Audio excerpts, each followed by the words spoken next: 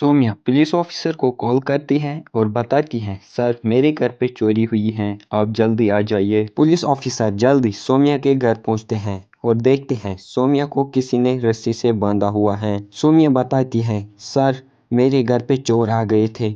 उन्होंने मुझे बेड से घसीटकर रस्सी से बांधा और मेरे सारे जेवर लेके भाग गए। वो तो अच्छा था कि मैंने इंश्योरेंस करवाया था, वरना मैं तो बर्बाद हो जाती। सोम्या का बयान सुनते ही इंस्पेक्टर सोम्या को जेल में डाल देते हैं। पर क्यों लॉजिकल फ्रेंड्स, पुलिस ने सोम्या को जेल में क्यों डाला, क्या आप बता सकते हैं? अच्छे से सोचिए और मुझे आपका आंसर कमेंट करके बताएं।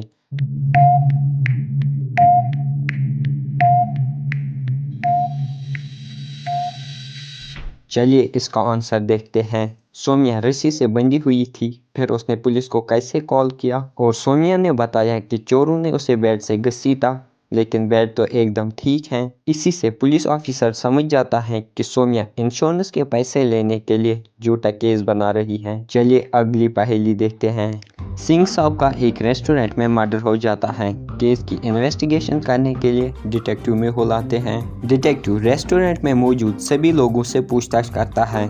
कृति बोलती है, मैंने चॉय बिस्किट ऑर्डर किया था, मैं उसी का बिल पे करने गई थी। अमित कहता है, मैं तो उस समय यूट्यूब पे वीडियो देख रहा था। साकेत कहता है, मैं उस टाइम टॉयलेट की लंबी लाइन में खड़ा था। स्मिथ कहता है, मैं तो उस समय फोन पर अपनी गर्लफ्रेंड से बात कर रहा था। चारों का बयान सुनने के बाद डिटेक्टिव मेहुल समझ जाता है कि खूनी कौन है। पर लॉजिकल फ्रेंड्स, क्या आप समझे खूनी कौन है? अच्छे से सोचिए और मुझे आपका आंसर कमेंट करके बताएं।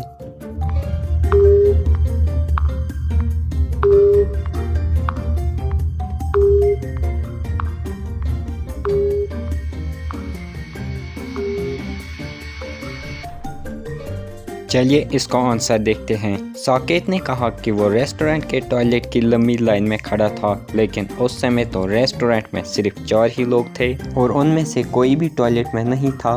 तो इसका मतलब साकेत झूठ बोल रहा है और खून भी उसी ने किया है। चलिए अगली पहेली देखते हैं।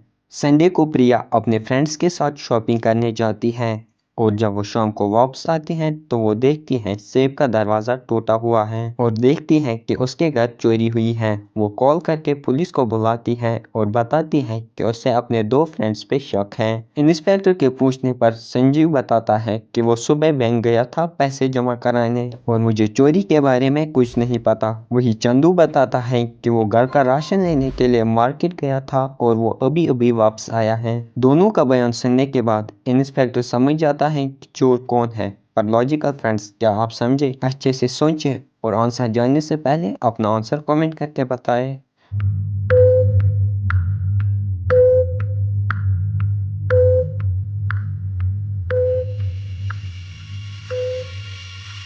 चलिए इसका आंसर देखते हैं। चोर संजीव हैं, क्योंकि आज संडे था। संडे को कौन सा बैंक खुला होता है जहां संजीव पैसे जमा कराने गया था? तो इसका मतलब वो झूठ बोल रहा है और चोरी भी उसी ने की है। चलिए अगली पहेली देखते हैं। फ्रेंड्स, ये एक मेमोरी टेस्ट रिडल है। पहले इस पेन होल्डर को ध्यान से देख लीजिए, अब इस मोबाइल फ़ोन को ध्यान से देख लीजिए और अब इस बैग को ध्यान से देख लीजिए। चलिए अब मुझे कमेंट करके बताइए, आपने कौन सा पेन होल्डर देखा था?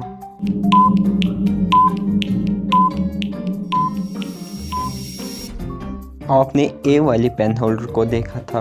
क्या आपका भी यही आंसर था? तो मुझे लाइक करके बताइए। चलिए अब मुझे बताइए, आपने कौन सा मोबाइल फ़ोन देखा था?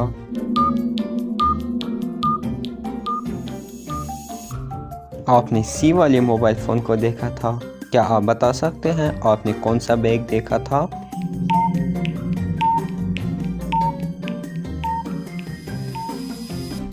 आपने बी वाला बैग देखा था। अगर आपके तीनों जवाब सही थे तो कमेंट में जीनियस लिखें।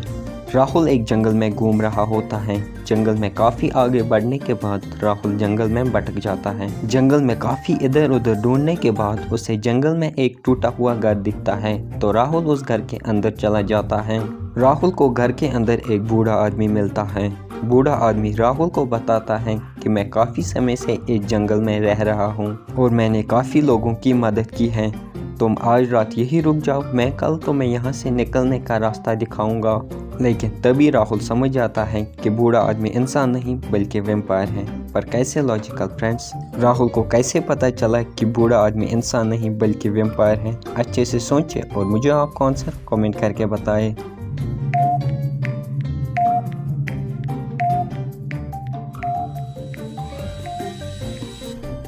तो चलिए इसका आंसर देखते हैं।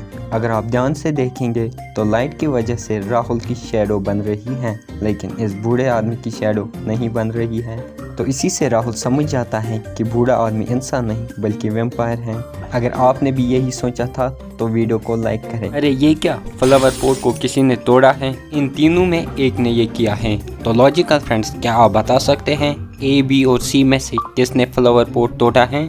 अच्छे से देखिए और मुझे आपका आंसर कमेंट करके बताएं।